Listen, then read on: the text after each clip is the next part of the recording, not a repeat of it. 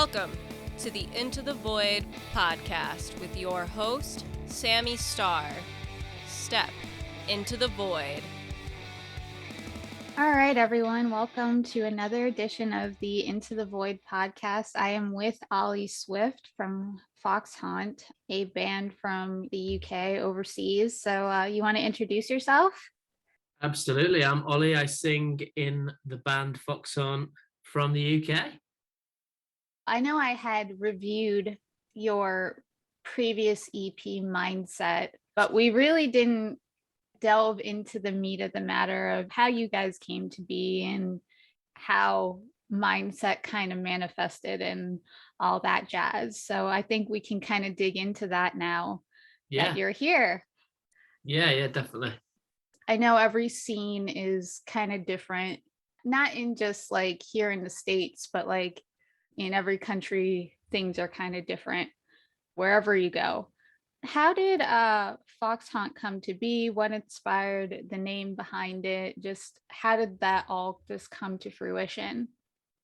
I think it was end of 2017. I was looking for a new band to join because my previous band had broken up, and there's a website in the UK called joinmyband.co.uk, and it's kind of like Tinder for band people. So if you want to find your perfect match, that's what you need if you want to be in a band. So yeah, I went on there and I put an ad up saying like I'm a vocalist, put some links to some tunes that I'd sang on, and yeah, like Tom got in touch with me, sent a demo that he'd done, and listened to it, and I was like, oh yeah, this sounds cool. So I met up with him at a rehearsal space, and he knew Jamie, who's our drummer. So I met those guys in York. So I live in Leeds, which is obviously in West Yorkshire, and then York's like north of Leeds. So I drove up there, did a rehearsal, and like hit it off straight away. We got a lineup together, and then over the past couple of years, it's kind of changed. We were a 5-piece, but we changed our bassist and a guitarist, and now it's just the four of us: me, Nick, Jamie, and Tom. Nick came in a couple of years ago, and he's just been a bit of a kind of like a breath of fresh air to it as well. We released our first single in 2018 just to really like test the water and see what people thought. We got a pretty good reception to it, so we thought, you know what, let's take a good go of it. And we actually recorded 4 songs, and we were going to release it as an EP, but then COVID happened, and we had to cancel a couple of tours, so we just released a few singles. And then we got back in the studio just after we got like released from our homes again over here, and we went into record Mindset. So yeah, it's been a bit of a whirlwind, but I feel like now we're in a proper good place as a 4-piece. Now you can definitely tell that with the recent EP Mindset coming out. Feels like you guys have definitely come into your own and kind of felt where your sound is coming from. Like you said, you mentioned previously, you had some singles come out in the past where you guys were kind of trying to find your sound. But I feel like with Mindset, you guys definitely have put a stamp on this is what you're doing, and this is kind of like what we're sticking with. What are your music influences? I know with Mindset, there's a lot that kind of goes back and forth here. We have like these massive riffs. We got these super infectious choruses that, intermingle within the songs. But then we have like these points where you kind of playfully aggressive and you get like these really wicked synth parts. You get this dynamic display of like guitars and percussive energies that really work well with like a lot of the lyricism within the EP. So can we talk about that a little bit? Yeah, we all come from like pretty different musical like backgrounds. So Nick loves his 80s music. I'm definitely into my like Linkin Park, My Chemical Romance, Alexis on Fire, those kind of bands, as well as like Don Broco from over here and Bring Me the Horizon as well. And then Tom is a fan of like Anne Boleyn and Story of the Year. And Jamie's like a cross between like A Day to Remember, Alexis, and then Don Broco over here as well, and likes a lot of his pop punk. So there's a bit of a mashup really. And I think, like what you touched upon, we wanted to find the balance between like riff driven tunes, and then also like having poppy like kind of melodies and stuff that people could sing along to. And then the synths and stuff probably drive from like listening to bands like Bring Me and Schae as well. Like they've been pretty big on the UK scene. So I think the fact that we're all influenced by different bands, but then we can kind of come collectively into like a single produced song that and set of songs that we can all like bring our own influences and our own stamp on, is kind of apparent in this latest EP. And like, yeah, that's the main goal really. It's like bringing our influences and the sounds that we like into something that's kind of a bit different and our own thing really. That's always been the goal with it. I think we get like something that's really different and really interesting parallels, right? Because that's kind of like that really quick burst of like energy of that 80s and kind of that massiveness of the difference between the two worlds, right? I really liked that track because it's like, it's definitely one of those tracks you don't see coming in the EP.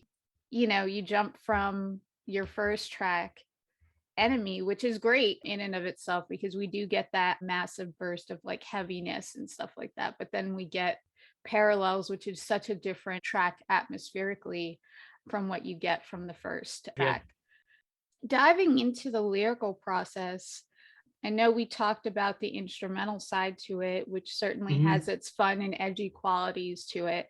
But can we talk about that a bit? Lyrically, it's very anthemic in some areas, but I know there's a bit more to it than that. Yeah, I mean, you can probably tell that like all these songs were written during lockdown. Like, I think the majority of it like came from that point of view. So, I mean, Enemy is about the majority of our country don't have a great relationship with the government. So the Enemy was kind of thinking about the government and how they handle things, and generally like the way they come across, and the fact that it feels like us against them. And also a bit of like what you get in general day to day with like people that you're encountering and you're coming across, and different opinions and stuff. Parallels is definitely like the comparison of people's worlds and like how different it can be from one person to another, and just like the golfing class over here as well. It's quite driven by the fact that there's a clear separation between the top and the bottom. And then Make Me Feel Alive and Monster, that it's more like playing on like those anxieties and stuff. Monster was definitely like seeing like anxiety and those kind of feelings, because during COVID and during the pandemic, when we were locked down and we were not able to get out and we were in the same four walls every day, we definitely felt like there was just so much unknown, and like none of us experienced anything like this before, and we didn't really have an idea of when things were going to end and when we were going to be able to get back to normality. So yeah, that's Monster. And then Make Me Feel Alive is about that same mundane day-to-day process where it was just all about waking up, watching a bit of Netflix, not being able to see your friends, your family, and missing that, like, you know, going to shows, going to gigs, playing music, all the stuff that you love to do. And then Running Again was another one, just to say like a bit of a middle finger to the government and to say that like, you know, you don't care about your own people. So it's definitely like probably a lot of bands, a bit of a pandemic driven set of lyrics, but when I write lyrics and stuff, it's always about how I'm feeling like here and now. I don't do a lot of like storytelling in terms of like picking a specific topic and talking about it, but it's more like how I feel about things, and the lads in the band kind of help me on that lyric writing journey as well, and just we kind of bounce off each other from there really. No, I did get a sense of that. And I think no matter where we live, some people feel like there's a gap, right? Because you guys are overseas and, you know, we're in the United States or wherever we live. There's kind of a clash in how we identify with the world almost. But I think there is this common ground of wanting to feel equal within society and to be treated right. I think you do hit that in a myriad of ways of wanting to just to feel okay and wanting to feel like everything is just normal. I think we're not quite there yet in the sense of, with COVID and then just a lot of different things that have just been happening over the years that just kind of just keep speedballing into the mix. And Yeah, it definitely. it's hard to feel that way when you are trying to navigate through all those emotions. And I think you hit that on the mark with a lot of these different tracks. And I think a lot of people do resonate with that. And sometimes we all need to come together and kind of, even with music, I think this is the perfect way to share that we all kind of feel the same way, no matter where you come from. Yeah, definitely. I mean, it's crazy, isn't it? It seems to all happen at once. It's like, it is madness.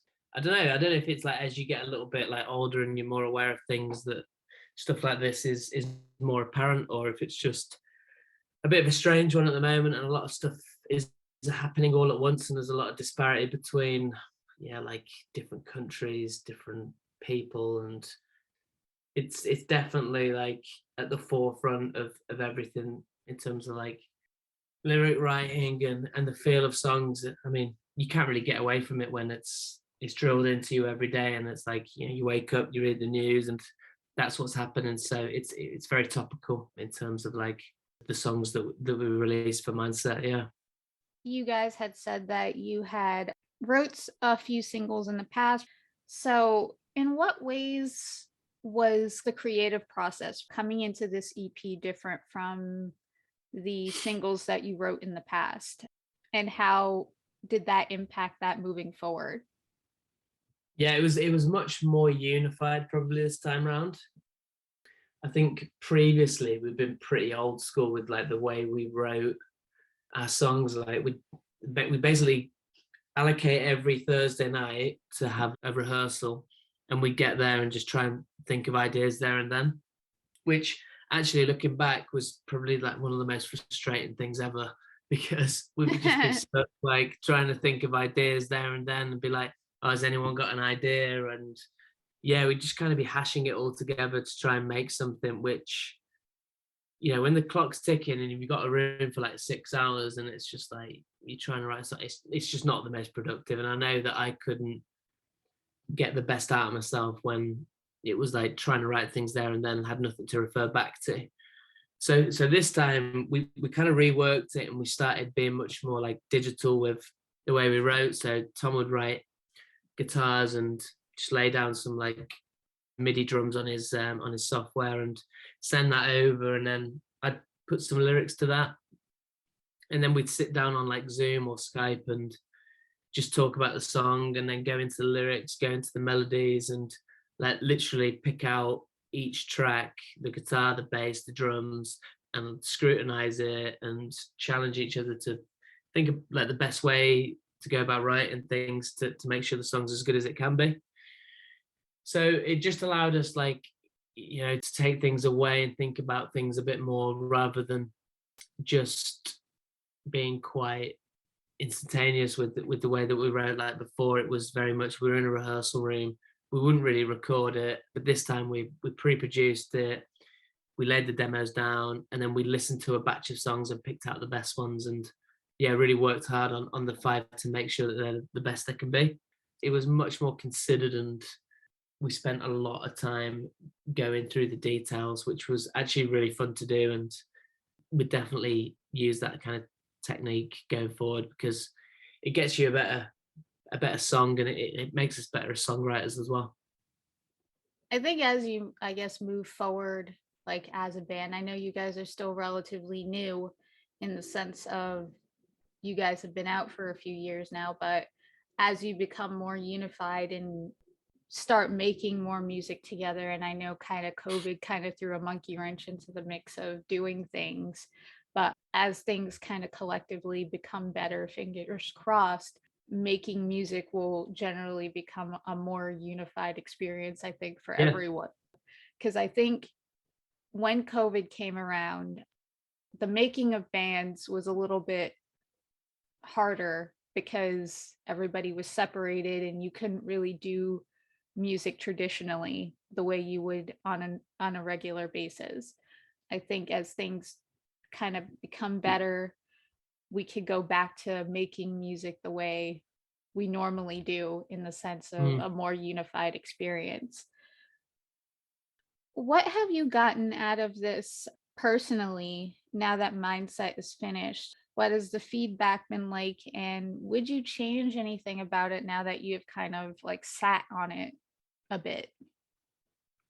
Yeah, that's a good question. I mean, like personally, it's just been good to release like a body of work that's been kind of going on behind the scenes for quite a while. I think the frustration was that we weren't able to do what we wanted to do and get everything out because the whole world was obviously like locked down. So we had to wait for all that so we could release it gradually and then start to do shows and stuff again as well. So yeah, the biggest thing for me on a personal level is just to have something out there that really showcases what we're about as a four piece.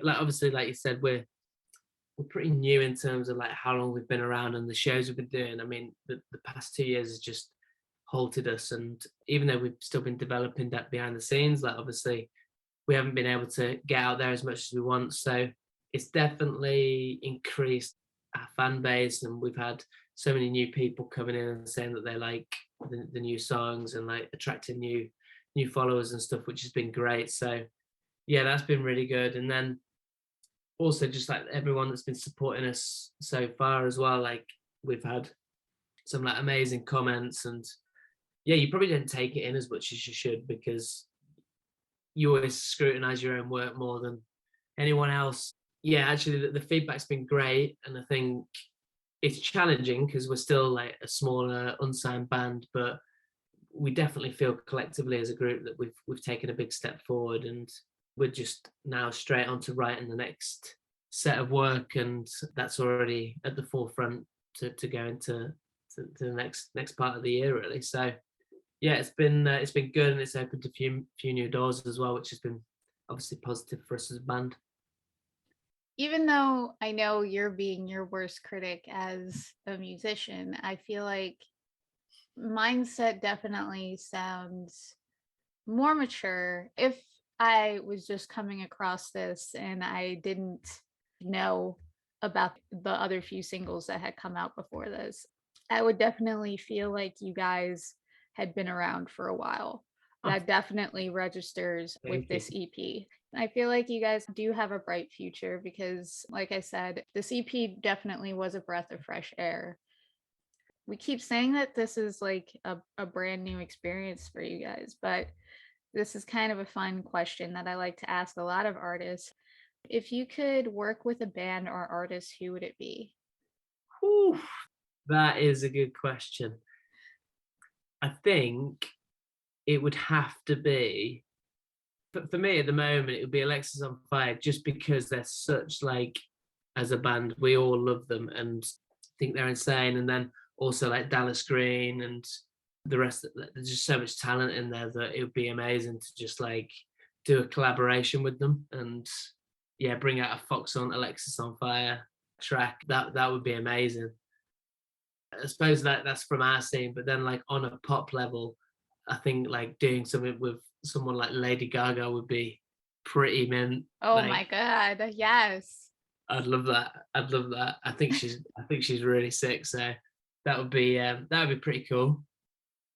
I think those are two really great choices. I mean, just that band alone, just mixing those influences together, I think would make just a great track overall. Yeah. And Lady Gaga, when you just think of how far she's come since the early 2000s to now, she's just a really great performer. And Yeah. I mean, even now that she's diving into like, movies now, she's just, Yeah. she's amazing. She's amazing. Yeah. She's Nothing proper more. cool. She is. And just, she's a unique person. And I can't say anything, bad about her. She's definitely one of my role models for sure. I know you had mentioned doing shows and whatnot. So this is going to be another hard one for you. It's usually a hard one for a lot of artists. What artist or band would you tour with if you could? This is Yeah, your tour. nice. So have I just got to pick one? I mean, you could pick an artist, you can pick a band, you can pick an I have opener. thought, yeah, exactly. I have thought about this a lot, and it's like you always want to pick your favorite band, but then what about if you play the show and they will be better than you? So it's a bit of a tough one. Like right now, I'd probably go with someone like maybe Don Broco, if you've heard of them. Yeah. I listen to them very much. Yeah. So their latest album I've been listening to a lot. So I think I'd probably choose them if it was over here in the UK. But then if we were picking a US band, because we like both the UK and US bands, I've been listening to Rain City Drive a lot. Who used to be called Nice. used to be called Slaves. So yeah, maybe those. They would be my two if I was over your way or if we were over here. Very cool. Very cool. I definitely like both bands. I feel like, what if we just had both? If we could have both in like the same actual tour, that would be so sick. That would be great, wouldn't it? That would be I so would love sick. that. I would love that. That would be an amazing show. Yeah, wouldn't it? That'd be great. I know this is kind of hard because I know mindset delves into like a lot of themes within the course of an EP. But if you had to share like an overall message for what mindset stood for, what would that be? That's a very good question. All the tracks are quite different, but it's all based around like a single message, which is probably regardless of challenges and like your general thought process and how difficult like some things may be, just stick to your guns and come out the other side and just stick to your principles. Really, I think it's all about that. And like, no matter how difficult situations get, just be yourself and stick to your principles, and you'll like come out the other side. And it's just all about that challenge, really, and overcoming it. So yeah, it's quite like a positive message, really. I don't want to come across like too emo or anything, but more of a like a positive state of mind and how you overcome situations and challenges. That's what like lyrically we really wanted to get across, and then hopefully like the music drives that as well in terms of the feel and how it comes across in a live and on like Spotify or whatever, where everyone's listening. Hopefully that comes across. First of all, I like that you said you don't want to come across as too emo, because I like how you said that, because traditionally if you look at a lot of like Into the Void's bands, I do traditionally do metalcore or punk or like either synthwave or just things around that nature. So the fact that we're talking about this is just like it's okay to be a little bit emo. It's okay. Yeah, everyone's a little bit emo though, aren't they? It's right. fine. Like just embrace it. Yeah, like I don't want people to listen to our music and feel like the world is ending or anything like that. And I don't think you get that anyway. It's more like, it should be quite like inspirational and just giving you a bit of a buzz to go out and do your thing. That's what it's all about. I've said this to like a few bands during the few episodes that I've been doing this. This is a fairly new podcast, and I appreciate all the bands and all the people that have been tuning in thus far. I appreciate the positivity that a lot of people have been putting into the music thus far, even though I know a lot of us come from a lot of the scene or emo based generation of things. I feel it's good to be positive in a world that's sort of not positive in a lot of things, because it is easy to look at things, whether it be things in the news or things on social media, and it is easy to get sidetracked on not being positive, whether it be like self-image or like things that are going on in the world, and you get very self-conscious about a lot of things. And I think music does help us navigate through those emotions the best way that we know how. And I think like I keep going back to our generation of music. I think our generation of music definitely helped propel that forward. Yeah, Uh, definitely. this is a good question for you because I know you're overseas.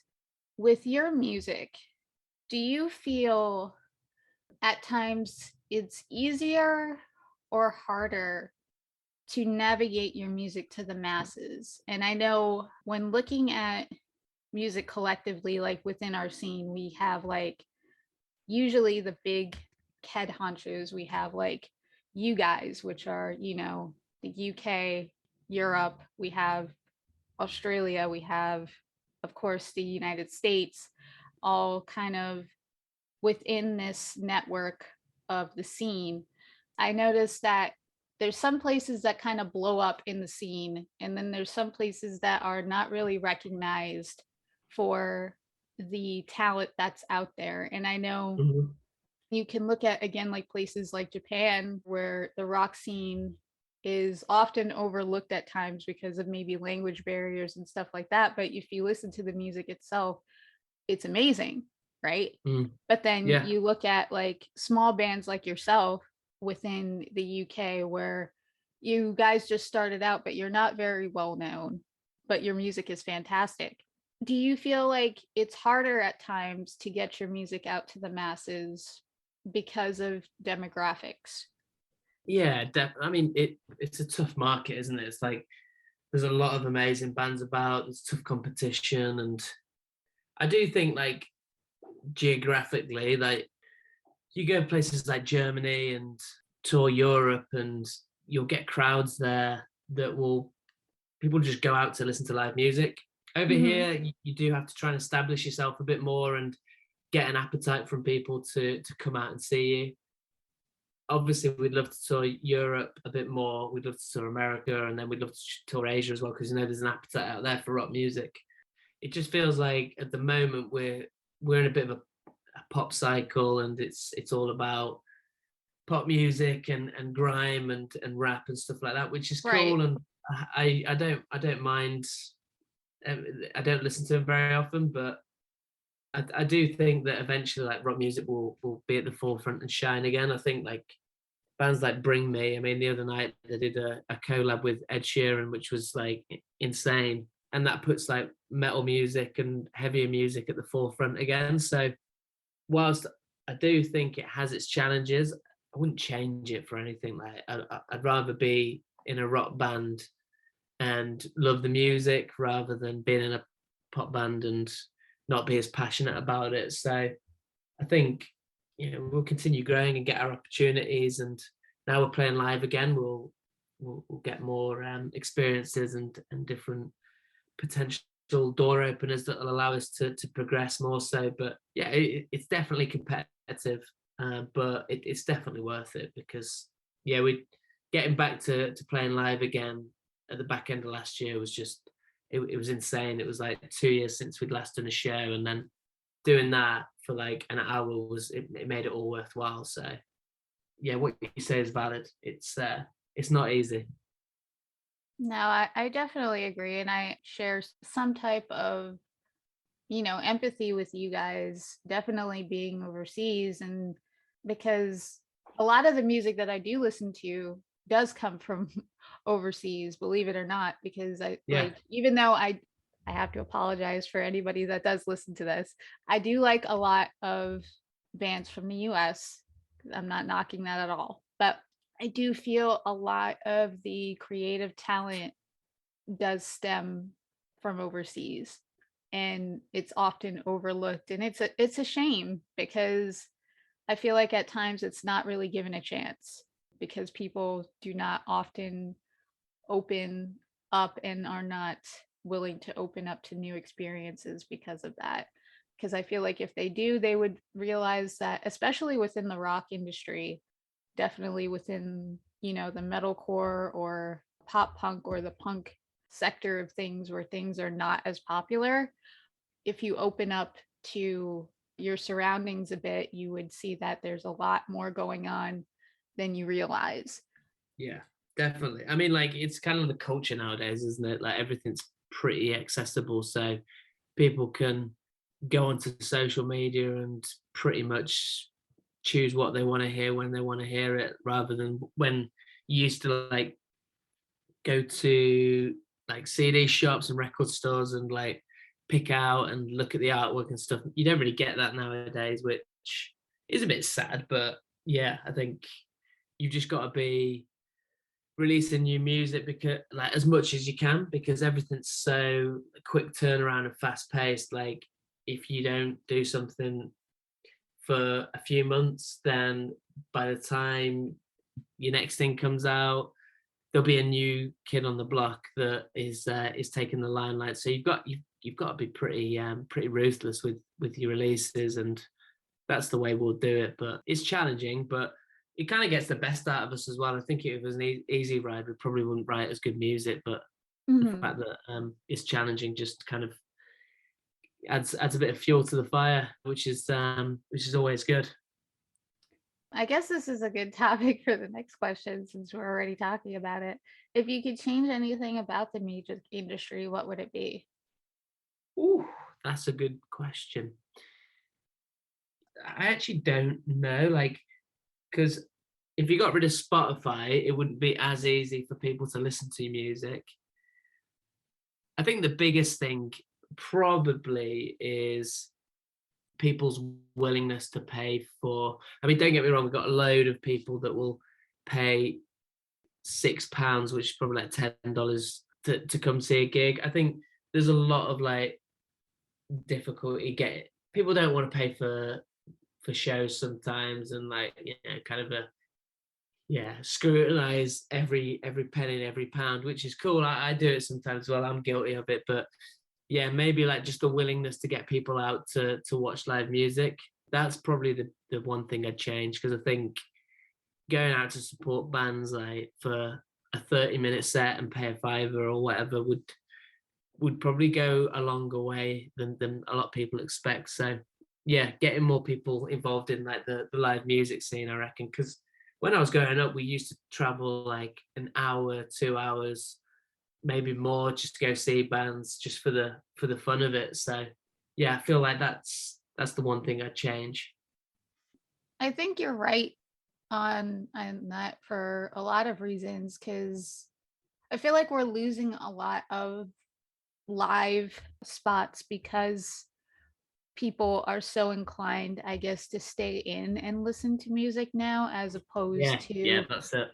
going out to live shows. And we've lost a lot of places to that because of the nature of how music is now, where it's so accessible to just listen to a single or listen to an album right at your fingertips. And when COVID came about, doing in streaming concerts was a thing. That made people look and see like, oh well, if you could do that, why do I have to go out, right? I think like I mean, I'm laughing about it, but it's also kind of, it's sad.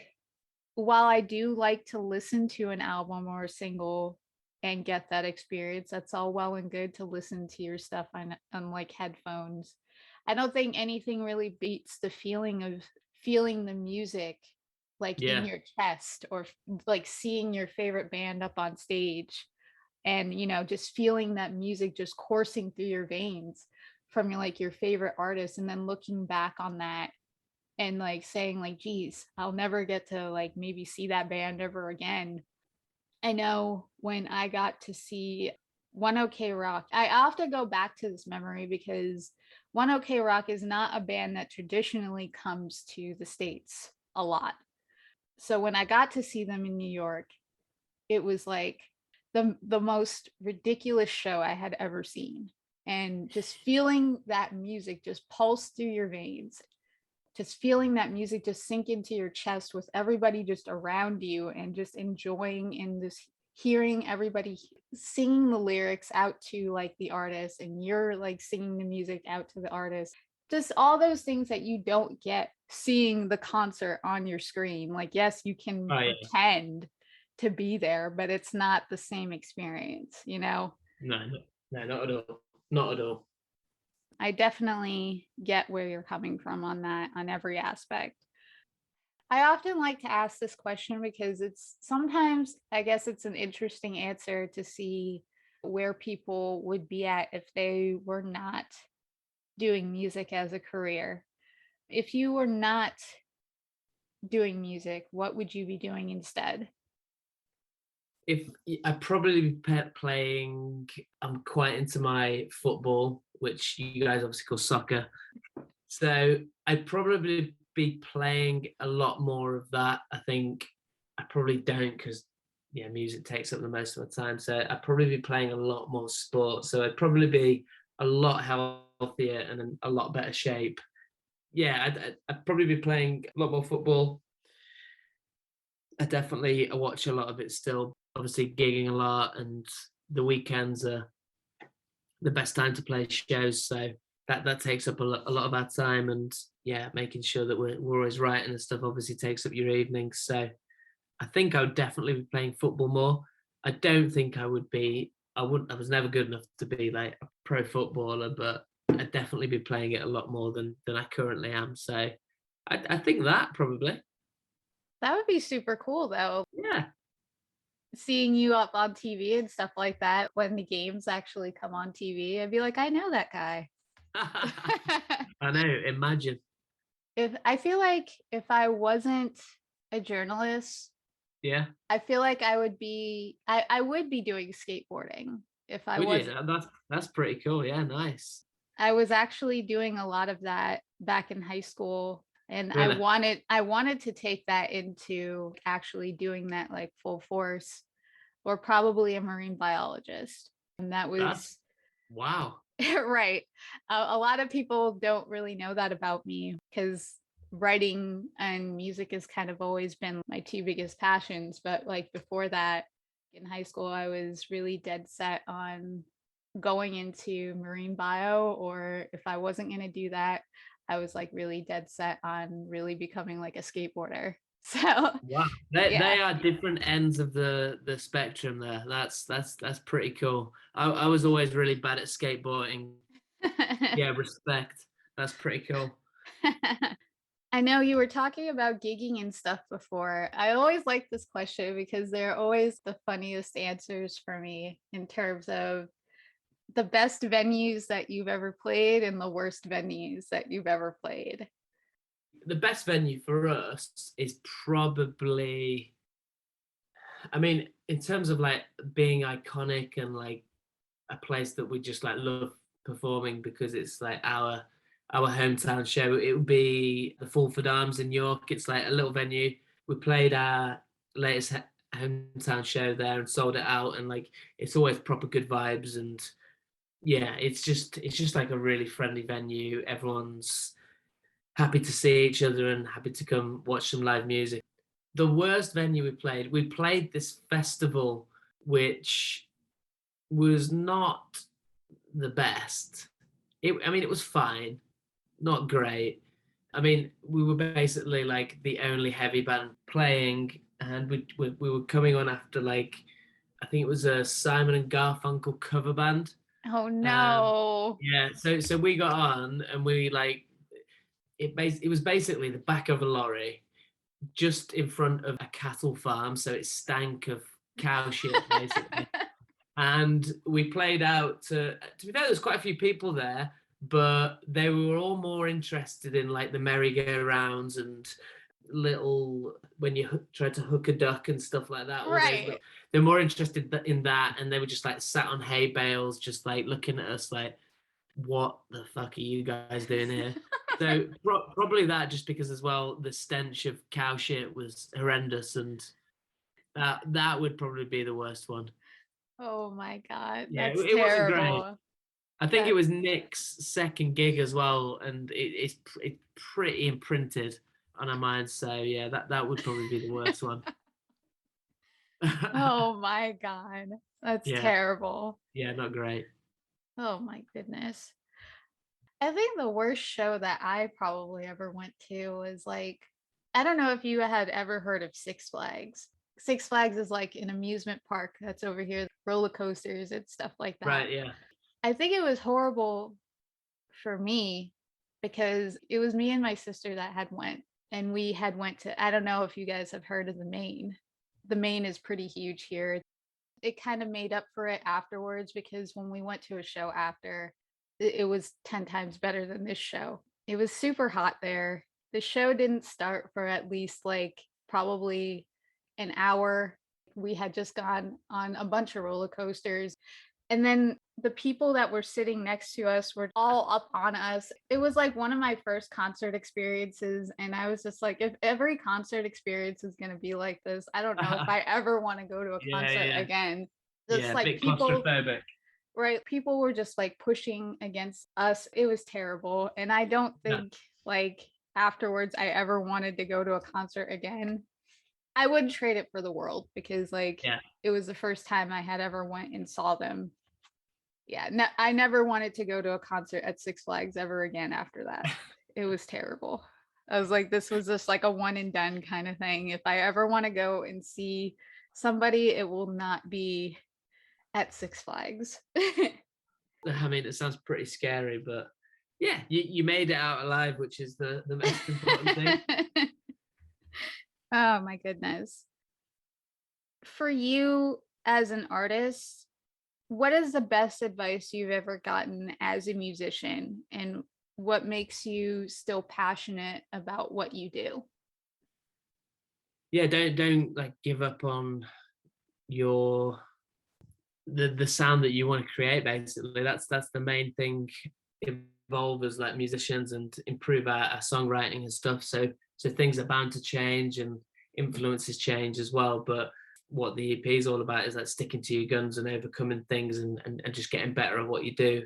I think just believe in what you're doing, and don't give up on that. I've always been a pretty strong believer of that anyway, just in life in general. So I think that's why we still got the passion for it, and why we keep going at it, because we definitely like believe in what we're doing and want to make a big stamp on the alternative scene. So that's probably the best piece of advice that I've been given. With the EP just recently coming out, you guys are probably going to be working on touring or probably doing shows and whatnot. But what is next for Foxhaunt? If I'm allowed to dig and poke. Oh, you can ask away. You can ask away. We've got a UK tour in April, and we've got a few shows across the rest of the year. And then we're already writing for the next set of releases. We don't know what that's going to be, if it's going to be an EP or maybe kind of like a mini album. Not really sure yet, but definitely got plans for like releases again this year and new music, and that's something we want to be getting on with. So kind of all systems go. The dream is one day to play overseas and in different countries and different continents and stuff like that. That's always something we want to do. If the appetite's there, then we'll do it. It's just, I suppose, getting through probably this year and then next year, and having a look like what's feasible and what we can do. That's kind of long term, but for the short term, we're definitely like looking at releasing more music this year and another body of work, and writing again already. So that's the aim. I mean, I feel like you guys are already in the right step in the right direction to do all those things, because I mean, like I said, the EP was really amazing. I think a lot of people are going to be really anxious to listen to it live, because there are a lot of great things that are happening on this EP instrumentally as well as lyrically. That's why a lot of times I try to get people like you guys onto this site, because I feel like the smallest treasures are the biggest of treasures, right? Because you don't really know until you listen to smaller bands. You don't really know what you're missing out on. So thank you. I want to thank you for coming on to the podcast. And thank you for having me. No, it was really great chatting with you about your music. Yeah, you too. I want to thank everybody for listening to this episode. We will be back with another episode shortly with another band. Remember to like, comment, and subscribe on YouTube. It does keep us all going. Remember, you can listen on Podbean, you can listen on my website, and you could also, again, listen on YouTube. Thank you guys. Have a great day.